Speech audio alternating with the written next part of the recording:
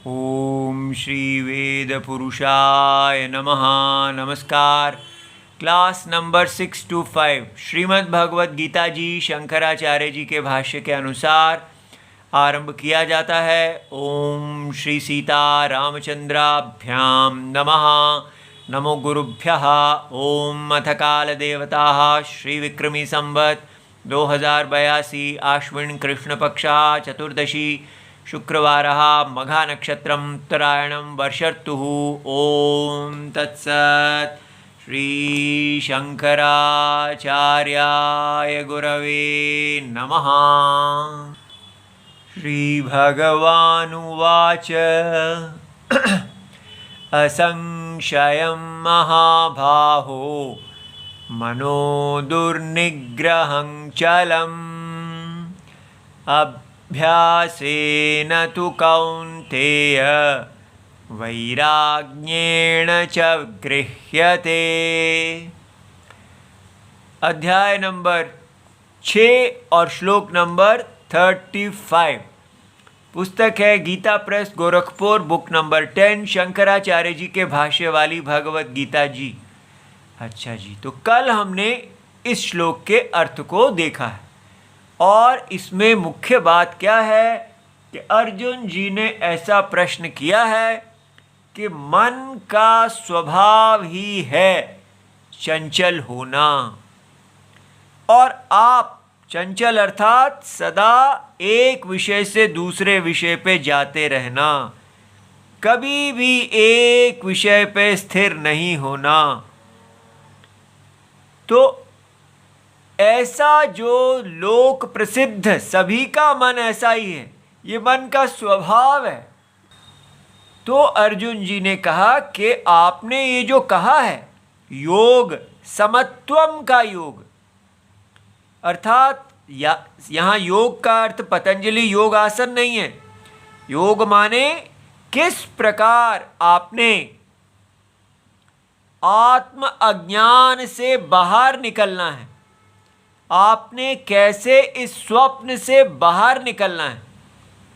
तो कहा गया है कि जिस स्वप्न को आप जी रहे हैं आपको उसके सत्य में जाना चाहिए। इस स्वप्न का एक सत्यम है, ठीक है। तो ये स्वप्न क्या है? ये सत्य का मिस्टेक है, ये सत्य का विपरीत ग्रहण है, उल्टा ग्रहण है, ठीक है। सत्य के तत्व को नहीं जानने के कारण आप एक मिस्टेक को जी रहे हैं। जैसे लोक में देखा जाता है, आपके सामने कोई व्यक्ति खड़े हैं और आप उन्हीं व्यक्ति को ढूंढ रहे हैं, क्योंकि जो व्यक्ति आपके सामने खड़े हैं आप उनको अज्ञान के कारण कोई और समझ रहे हैं। तो सामने अनुभव किसका है? जिस व्यक्ति को आप चाहते हैं, मिलना चाहते हैं, और आप कहते हैं कि ऐसे जिसको मैं मिलना चाहता हूं उसका तो अनुभव ही नहीं है, और जिसको नहीं मिलना चाहता हूं वो सामने खड़े हैं। लेकिन ज्ञानी आके कहते हैं नहीं जी, ये आप विपरीत ग्रहण में जी रहे हैं। जिसको आप ढूंढना चाहते हैं, मिलना चाहते हैं, आप पहले ही उससे मिले हुए हैं, ठीक है। आपको केवल अज्ञान ही दूर करना है। अज्ञान दूर करते ही आपको अपने प्रिय वस्तु की, प्रिय व्यक्ति की प्राप्ति हो जाएगी। इसको कहते हैं प्राप्तस्य प्राप्ति। जो पहले ही प्राप्त है वो अज्ञान के कारण अप्राप्त लग रहा है, तो ज्ञान के आने से वो पुनः प्राप्त इव, जैसे उसको प्राप्त कर लिया, ठीक है। तो यहां भी यही केस कहा जा रहा है कि आपको अपने सत्य को प्राप्त करना है, और आपका सत्य नित्य प्राप्त है। आप अपने सत्य में ही प्रतिष्ठित हैं, किंतु अज्ञान के कारण आपको लग रहा है कि आप असत्य में प्रतिष्ठित हैं। ये बात समझ में आ गई? तो ज्ञान आके केवल अज्ञान को दूर करेंगे और आप सत्य में अपने आप को प्रतिष्ठित पाएंगे। ठीक है, तो ये हमारा तरीका है, उपाय है। तो उसके लिए क्या करना है? कहा गया कि मन का निग्रह बहुत आवश्यक है। तो मन का निग्रह आपका हो ही नहीं सकता, क्योंकि मन जो है वो तो विषयों में ही जाता है। इसलिए नहीं ऐसी बात नहीं है। क्रिकेटर है, वो देखो अपने मन को वश में करता है, केवल बॉल को देखता है और 1 सेंचुरी क्या, 2 सेंचुरी क्या, 3 सेंचुरी तक मार लेता है। तो वो मन को वश में करता है तभी तो मार पाता है। हाँ, लेकिन वो मन को वश में कैसे करते हैं? कहते हैं, माय डियर मन, ये बॉल को देखोगे तभी जीतोगे। तो काम परायणता से ही मन को वश में किया जाता है। जो लोक में अभी तक अर्जुन अपने मन को वश में कर रहे थे, लेकिन कैसे कर रहे थे? काम परायणता से। वो धनुर्धर, सबसे वीर धनुर्धर बनना चाहते थे। उनको लगता था कि ये क्षत्रिय धर्म है, मैं करूंगा, लेकिन ये उनका काम था। उनको वीर, सबसे श्रेष्ठ क्षत्रिय बनने की इच्छा थी। वो अपनी काम पूर्ति कर रहे थे। तो धर्म और उनका काम एक ही हुआ था। एक मन को आप काम में लगा सकते हैं और दूसरे कामों को छोड़ दो। एक फोकस्ड काम, केवल आप अपनी इच्छा के अंदर इतने खो जाओ कि उसको आप पूरी तरह फोकस्ड हो जाएं, जिसको कहते हैं केंद्रित। वो अर्जुन कर रहे थे। लेकिन यहां बताया जा रहा है कि काम को पूरी तरह छोड़ देना है। कौन सा काम छोड़ देना है? ये जो इस व्यक्ति का काम है, मैं बड़ा बन जाऊं, मैं बड़ा बन जाऊं, मैं बड़ा बन जाऊं। हमारे भारत में कहा जा रहा है सबको बड़ा बनने का अधिकार है, सारे लड़े, हम सबको बड़ा बनने का पूरा अधिकार देंगे। और यहां कहा जा रहा है बड़ा बनना रावण है। अगर आप रावण बड़ा बनना चाहते हैं तो आप रावण हैं, आपको बड़ा नहीं बनना है। अब आप देख रहे हैं पूरा उल्टा। आप ये नारायण बड़े हैं और आपको नारायण के अंदर जो यज्ञ स्थान आपने अपने पूर्व जन्मों के कर्मों से कमाया है, अनइक्वल स्वधर्मा इज अर्न्ड। ठीक है, वो कोई राइट नहीं है, वो आप कमा रहे हैं। ठीक है, आपने जैसा बीज बोया है वैसा ही फल आएगा। इसलिए ये नहीं करना कि मुझे, ये संसार एक बाजार है, सब बड़े बनेंगे इसमें, पहले इसी को ही काटना है। ये संसार बाजार नहीं है, ये संसार यज्ञ है। आप यज्ञ में पैदा हुए हैं, यज्ञ के लिए पैदा हुए हैं और यज्ञ के द्वारा ही पैदा हुए हैं। यज्ञ यज्ञ यज्ञ अच्छी तरह रटो। नो बाजार, नो बाजार, सब बड़ा बनेंगे, सब बड़ा बनेंगे। छोड़ दीजिए इसको, तोते को। हमको अपने यज्ञ में स्थान लेना ही बड़ा बनने का साधन है।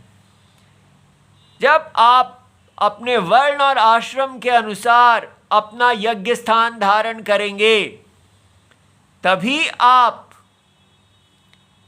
बड़े बनेंगे। बड़ा बनने का मतलब है उच्च गति, ऊंचे शरीर को प्राप्त करना, ज़्यादा सुख देने वाला शरीर को प्राप्त करना। इसलिए ये जो ब्राह्मण का शरीर है, ये सबसे ज़्यादा सुख प्राप्त करने वाला शरीर है, क्योंकि ये सबसे ज़्यादा पुण्य से आया है और ये उन्होंने कमाया है। तो हम ये नहीं कह सकते कि क्यों ब्राह्मण जो है सबसे ज़्यादा पूजनीय हैं इस सारे समाज में। ये पोजीशन उनको अपने कर्मों के अनुसार मिली है। पिछले 4 जन्मों से पीछे देखेंगे तो यही ब्राह्मण जो आज ब्राह्मण पैदा हुए हैं वो पहले क्षत्रिय शूद्र होंगे, कहीं पर कुत्ता बिल्ली होंगे।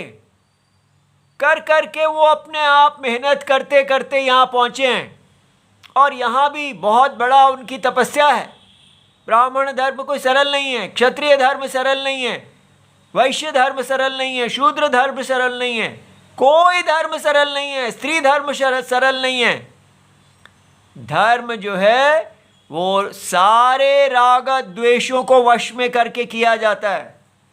इसलिए समझ जाइए, यहाँ जो मनोनिग्रह है, आपके मन में अनेक काम हैं, लेकिन आपको सभी कामनाओं को छोड़ के धर्म का पालन करना है, वेदर यू लाइक इट और यू डोंट लाइक इट। धर्म, स्वधर्म अच्छा लगे या ना लगे, उसका पालन करना है। ठीक है, चाहे वो आपको दूसरा धर्म आता हो, दूसरे का धर्म ज़्यादा अच्छा आता हो, पर धर्म स्वनिष्ठितात, तो भी आपको अपना स्वधर्म ही करना है। यही हमारा धर्म है। तो ये धर्म करने का उपाय अर्जुन पूछ रहे हैं। उनको मन को काम के अधीन हुआ है, मन को वश करने के वो पहले ही एक्सपर्ट हैं। इसलिए फोकस्ड माइंड इत्यादि ये सब अर्जुन को मत पढ़ाइए। अर्जुन यहाँ जानना चाहते हैं कि ऐसे मन को कैसे वश में करते हैं जहाँ मन की कोई इच्छा ही नहीं है, सारी की सारी ये व्यक्तिगत इच्छाएं आपने छोड़ दी। अब आप मन को इस सारे जगत की आत्मा में लगाना चाहते हैं। इसलिए पहले जानिए हम कर क्या रहे हैं, कि जानिए कि ये जो उपाधि है, समष्टि शरीर और व्यष्टि शरीर दोनों, ये दोनों को पहनने वाला सत्यम आत्मा है और वो अनुभव में सिद्ध है। निर्विकार आत्मा और सविकार शरीर, हर शरीर में परमात्मा उपलब्ध है। तो करना क्या है, इस उपाधि को पहले समष्टि उपाधि के अंदर प्रविलापन करना है। प्रविलापन माने घुला देना है, समष्टि की सारी सीमाएं तोड़ के समष्टि के अंदर चला जाना है। समष्टि के अंदर गए तो आप समष्टि के अंग बन गए, और समष्टि के अंदर अंग बन गए तो अपने व्यष्टि, मुझे बड़ा नहीं बनना है, भगवान विष्णु को बड़ा बनना है। ठीक है, यज्ञवर्धन अपना नाम रखो। हर हिंदू का नाम विष्णुवर्धन, यज्ञवर्धन, नारायण वर्धन होना चाहिए। और वो कार्य जो है वो भी आपने काम के वश में आके नहीं करना, केवल भगवान से प्यार करने के लिए। ईश्वर प्रीति अर्थम अहम इदम करिष्ये, यज्ञ वृद्धि अर्थम। ऐसा जो प्रीति है, ये अर्जुन पूछ रहे हैं कि कैसे किया जाना चाहिए। और ये करने में अर्जुन को मुश्किल आ रही है, लेकिन हमको उनसे भी 100,000 करोड़ गुना ज़्यादा मुश्किल आने वाली है। क्यों आने वाली है? क्योंकि पूरी तरह हमें सनातन धर्म के विरुद्ध उल्टा ब्रेन वॉश कर दिया गया है। हमारे अंदर जहर घोल दिया गया है कि सनातन धर्म की जो इनइक्वालिटी है, असमानता है, वो सबसे बड़ा पाप है। जब तक हम इस सनातन धर्म की असमानता को धर्म नहीं स्वीकार करेंगे, तब तक कोई मन को वश में नहीं किया जाएगा। जब तक हम ये कहेंगे कि सबको बड़ा बनने का अधिकार है, यूनिफॉर्म, हमारा स्कूल सिस्टम ही यूनिफॉर्म सिखा रहा है कि हम सब यूनिफॉर्म हैं, जन्म से ही एक हैं। हम जन्म से एक नहीं हैं, हम जन्म से वर्ण आश्रम के अंदर पैदा होते हैं। अपने कर्मों से हमारा यज्ञ में भिन्न स्थान है। अगर आप सबको जन्म से एक कर देंगे और सबको कहेंगे कि आप अपनी इच्छा से बड़े हो सकते हैं, तो फिर प्यार कहाँ रहेगा, समाज में समरसता कहाँ रहेगी, सब लड़ेंगे। और यही हो रहा है। आज हमारा हिंदू पूरा परिवार नष्ट हो चुका है। कोई परिवार में राम और लक्ष्मण नहीं है, सब अपने आप को बड़ा कह रहे हैं। किसी के अंदर कोई पति नहीं है, कोई पत्नी नहीं है, सब लड़ने वाले चूहे हैं। और ये है वामपंथी थिंकिंग। इक्वालिटी नाम से वो इक्वालिटी है, लेकिन वो सारे समाज को लड़ा के उनको अपने वश में करते हैं, उनको अपना कैडर बनाते हैं। और यही हम बन गए हैं। इसलिए जब तक ये मूल गलती को नहीं सुधारेंगे कि असमानता हमारा वरदान है, जन्म से असमानता हमको रक्षक और रक्षित में जोड़ता है। ब्राह्मण हमारे सारे समाज के रक्षक हैं, क्षत्रिय रक्षक हैं, वैश्य रक्षक हैं, शूद्र रक्षक हैं, सब बड़े अपने से छोटे के रक्षक हैं। और उसी को इन वामपंथियों ने सिखा दिया है कि बड़े जो हैं वो भक्षक हैं। हम भक्षक नहीं हैं, हम रक्षक हैं। और उन रक्षकों को आपस में लड़ा दिया गया है। इस चालाकी को, इस षड्यंत्र को अगर हम नहीं समझेंगे तो कभी भी हम अपने मन को वश में नहीं कर सकेंगे। क्योंकि हर समय हमको अपने ही दूसरा व्यक्ति जो है, हर व्यक्ति आपस में लड़ता ही रहेगा, उसका आपस में कोई प्रेम ही नहीं है। ये विष्णु वैष्णव यज्ञ ही हमको जोड़ता है। हम एक यज्ञ पुरुष हैं, इसलिए असमान है उपाधि से और समान है आत्मा से। ये हमारा मोक्ष मार्ग है, लेकिन ये हमने खो दिया है। आज जो हम आपको इस वर्ण आश्रम के विषय में सकारात्मकता से इसके विषय में बोलते हुए दिख रहे हैं, जन्म से ऐसे नहीं थे। एक समय था हम भी इसी प्रकार सोचते थे कि ये वर्ण आश्रम नहीं अच्छा है, हिंदू धर्म में ही ठीक नहीं है, सब समानता होनी चाहिए। ये वामपंथी भारत का हर बच्चा पहले सनातन विरोधी ही होगा, लेकिन हमारे राम जी से जो हमारा प्यार भगवान ने दिया, उसके बल पे धीरे धीरे हम उस मल से बाहर निकल आए। जिन गुरुओं के पास भी पढ़ने के लिए गए, वो भी यही बोलते थे कि this is the golden time for women, क्योंकि वो आर्मी की जनरल भी बन सकती हैं। मेरी सोच तो लो, क्या स्त्रियां लड़ेंगी? एक तरफ आपके पास पुरुष हो लड़ने के लिए और दूसरी तरफ स्त्री हो, तो पुरुष को ही चुना जाएगा। क्या इन दोनों में कोई लड़ने में भी उसको आगे कर देंगे इक्वालिटी के लिए?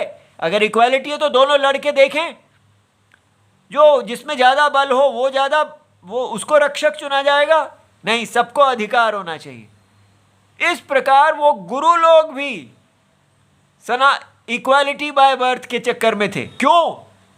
क्योंकि वो उन स्त्रियों का नमक खाते हैं। वहाँ पर अधिकतर स्त्रियां ही आती हैं सारे इन सत्संगों में, और वो पैसे देती हैं, उनका नमक खाते हैं। उनके लिए विरुद्ध बोलेंगे तो कौन सुनेगा? इसलिए किसी का नमक मत खाओ। राम जी का नमक जब तक हम नहीं खाएंगे तब तक हम सत्य के अनुसारी नहीं हो सकते। अगर सत्य के पथ पे चलना है तो नमक राम जी का ही खाना होगा। ठीक है, राम जी की मिलेगी तो खाएंगे, वरना यारो हम भूखे ही सो जाएंगे। फुटपाथों के रहने वाले, बस फुटपाथ ही हमारा घर है। जो जैसी दशा में राम जी रखेंगे वैसे ही रहेंगे, तब आप सत्य के बल पे जी सकते हैं। देखिए, आपको सनातन धर्म सीता जी का दिखाते हैं और बताइए कौन है जो इस धर्म को आज बोलने के लिए सक्षम है। ये देखिए, ये है वाल्मीकि जी की रामायण, अयोध्या कांड और 170वां सर्ग। यहाँ पर राम जी, अत्रि जी और अनुसुईया जी के आश्रम पे पहुँचे हैं। वहाँ से अत्रि के आश्रम पर पहुँचकर महायशस्वी श्री राम ने उन्हें प्रणाम किया तथा भगवान अत्रि ने भी उन्हें अपने पुत्र की भांति स्नेहपूर्वक अपनाया। उन्होंने स्वयं ही श्री राम का संपूर्ण आतिथ्य सत्कार करके महाभाग लक्ष्मण और सीता जी को भी सत्कार पूर्वक संतुष्ट किया। अब ये देखिए, ये है अतिथि सत्कार, ये हमारा धर्म है। संपूर्ण प्राणियों के हित में तत्पर रहने वाले धर्मज्ञ मुनि श्रेष्ठ अत्रि ने अपने समीप आई हुई सबके द्वारा सम्मानित तापसी एवं धर्मपरायणा बूढ़ी पत्नी महाभागा अनुसूया को संबोधित करके सांत्वना पूर्ण वचनों द्वारा संतुष्ट किया और कहा, ये देखिए पति अपनी पत्नी के साथ किस प्रकार आदर पूर्वक व्यवहार करते हैं। देवी, विदेह राज नंदिनी सीता को सत्कार पूर्वक हृदय से लगाओ। पति अपनी पत्नी को बता रहे हैं क्या धर्म है, आप ये कीजिए। इक्वालिटी नहीं है हर जगह, व्यवहार में एक बड़ा होता है, एक छोटा होता है, और वो जो छोटा है वो देखिए कितना बड़ा है। तत्पश्चात उन्होंने श्री राम जी को धर्मपरायणा तपस्विनी अनुसूया का परिचय देते हुए कहा, एक समय 10 वर्षों तक वृष्टि नहीं हुई। उस समय जब सारा जगत निरंतर दग्ध हो गया, तब जिन्होंने उग्र तपस्या से युक्त तथा कठोर नियमों से अलंकृत होकर अपने तप के प्रभाव से यहाँ फल मूल उत्पन्न किए और मंदाकिनी की पवित्र धारा बहाई, तथा तात जिन्होंने 10,000 वर्षों तक बड़ी तपस्या करके अपने उत्तम व्रत के प्रभाव से ऋषियों के समस्त विघ्नों का निवारण किया था, वे ही ये अनुसूया देवी हैं। ये देखिए एक पति अपनी पत्नी के बारे में क्या कह रहे हैं। और आजकल हमारे देश में हमारी हिंदू सरकार कह रही है कि हमारे देश में पत्नियां जो हैं उनकी सशक्तिकरण होनी चाहिए, क्योंकि वो परिवारों में ही शोषित हैं, क्योंकि उनके पास पैसा कमाने का साधन नहीं है। इसलिए नारी सशक्तिकरण कैसे होगा जब उनको अपने पतियों के शोषण से निकाला जाएगा और उनको आर्थिक स्वशक्ति दी जाएगी। पूरे परिवारों को हमारी हिंदू सरकारें ही तोड़ रही हैं। क्यों तोड़ रही हैं? क्योंकि वो उनको वोट चाहिए, उनको राम नहीं चाहिए, किसी को सत्य धर्म नहीं चाहिए। इसलिए यदि आपको सत्य धर्म चाहिए तो फिर पूरी तरह राम परायण होना चाहिए। निष्पाप श्री राम, इन्होंने देवताओं के कार्य के लिए अत्यंत उतावली होकर 10 रात के बराबर एक ही रात बनाई थी। वे ही ये अनुसूया देवी तुम्हारे लिए माता की भांति पूजनीय है। अब ये देखिए, पति अपने पत्नी का परिचय दे रहे हैं और राम जी को कह रहे हैं कि इनका ये कितनी पूजनीय है। ये संपूर्ण प्राणियों के लिए वंदनीय तपस्विनी है। क्रोध तो इन्हें कभी छू भी नहीं सकता है। विदेह नंदिनी सीता इन वृद्धा अनुसूया देवी के पास जाएं, ये शिष्टाचार है। ऐसे बड़े हर एक को एक एक को बताते हैं कि आपको अब क्या करना चाहिए। ऐसी बात कहते हुए अत्रि मुनि बहुत अच्छा कहकर श्री रामचंद्र जी ने धर्मज्ञा सीता जी को देखकर यह बात कही। अब ये देखिए, मुनि ने श्री रामचंद्र जी को कहा है, अब श्री राम जी सीता जी को क्या कह रहे हैं? राजकुमारी, महर्षि अत्रि के वचन तो तुमने सुन ही लिए। अब अपने कल्याण के लिए तुम शीघ्र ही इन तपस्विनी देवी के पास जाओ। आप ये देख रहे हैं, ये हमारा घर है। हर बड़ा अपने छोटे को आज्ञा देता है और छोटे आज्ञा लेते हैं। जो अपने सत्कर्मों से संसार में अनुसूया के नाम से विख्यात हुई हैं, वे तपस्विनी देवी तुम्हारे आश्रय लेने योग्य हैं, इनका आश्रय लेना चाहिए, तुम शीघ्र उनके पास जाओ। श्री राम जी की यह बात सुनकर यशस्विनी मिथिलेश कुमारी सीता धर्म को जानने वाली अत्रि पत्नी अनुसूया के पास गई। अनुसूया वृद्धावस्था के कारण शिथिल हो गई थी, उनके शरीर में झुर्रियां पड़ गई थी तथा सिर के बाल सफेद हो गए थे। अधिक हवा चलने पर हिलते हुए कदली वृक्ष के समान उनके सारे अंग निरंतर कांप रहे थे। सीता के निकट जाकर शांत भाव से अपना नाम बताया। ये अभिवादन है, कैसे बड़ों के सामने जाके कहते हैं मैं सीता हूं, ठीक है। और उस महाभागा पतिव्रता अनुसूया को प्रणाम किया। वो महाभागा क्यों थी? क्योंकि वो पतिव्रता थी। बाकी सारी कीर्ति अगर है, लेकिन अगर वो पतिव्रता नहीं होती तो वो स्त्री महाभागा नहीं होती। उस संयमशीला तपस्विनी को प्रणाम करके हर्ष से भरी हुई सीता ने दोनों हाथ जोड़कर उनका कुशल समाचार पूछा। जब भी मिलें कुशल समाचार पूछना ये हमारा धर्म है। धर्म का आचरण करने वाली महाभागा सीता को देखकर बूढ़ी अनुसूया देवी उन्हें सांत्वना देती हुई बोली, सीते, सौभाग्य की बात है कि तुम धर्म पर ही दृष्टि रखती हो। सौभाग्य क्या होता है? धर्म पर दृष्टि। मानिनी सीते, बंधु बांधवों को छोड़कर और उनसे प्राप्त होने वाली मान प्रतिष्ठा का त्याग करके तुम वन में भेजे हुए श्री राम का अनुसरण कर रही हो। ये बड़े सौभाग्य की बात है।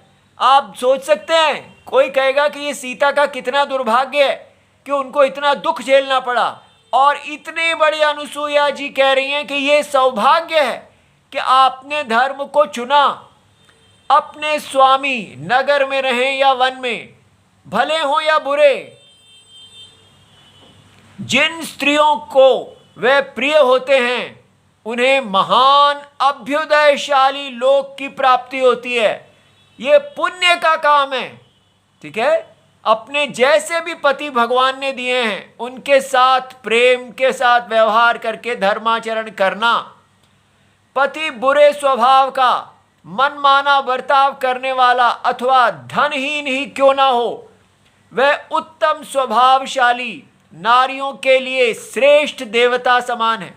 अब बताइए, इसको कितना निंदा किया गया है। कहते हैं कि घर में बताया गया है कि तू अब अपने घर जा रही है, जहाँ जा रही है तेरी अर्थी वापस आनी चाहिए। वो सब सुन के हमको इतना निंदित कर दिया गया है कि ये परंपरा स्त्रियां अपनी स्त्रियों को, बेटियों को धर्म का उपदेश किया करती थी।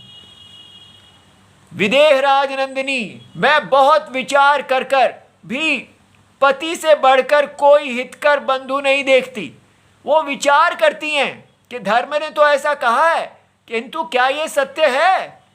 और वो कहती हैं, अपने ही हुई तपस्या के अविनाशी फल की भांति वह इस लोक में और परलोक में सर्वत्र सुख पहुंचाने में समर्थ होते हैं। ये देखिए, तो पति इस लोक में भी और परलोक दोनों में साथी है। जो अपने पति पर भी शासन करती है, वह काम के अधीन चित्त वाली असाध्वी स्त्रियां इस प्रकार पति का अनुसरण नहीं करती। उन्हें गुण दोष का ज्ञान नहीं होता, अतः वह इच्छा अनुसार इधर उधर विचरती रहती हैं। यह है मॉडर्न फेमिनिस्ट, जिसको आजकल प्रगतिशीलता कहा जा रहा है।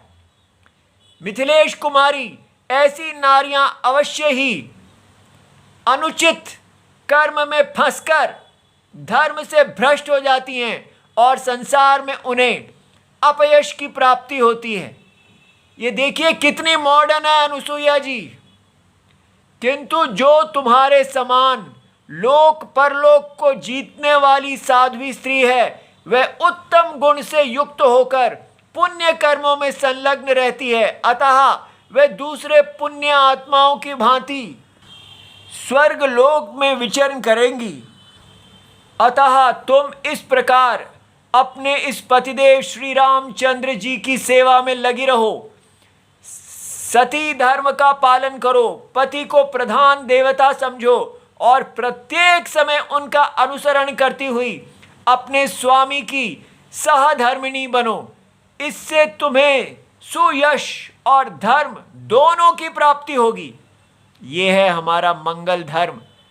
लेकिन कौन है माता और कौन है पिता जो आज हिम्मत रखता है कि अपनी बेटी को ऐसा कह दे? अपनी बेटी से ही गालियां खानी मिलेंगी। तो हमको इनसे डरना नहीं है, हमको अपने राम जी और सीता जी को देखना है और उसी को चुनना है जिससे हमें राम जी ना रूठें। दुनिया रूठे कोई बात नहीं, राजा रूठे नगरी राखे, हरि रूठ्यो कहाँ जाना। राणा जी मैं तो गोविंद गुण गाना। ओम नमो भगवते वासुदेवाय। प्रणाम।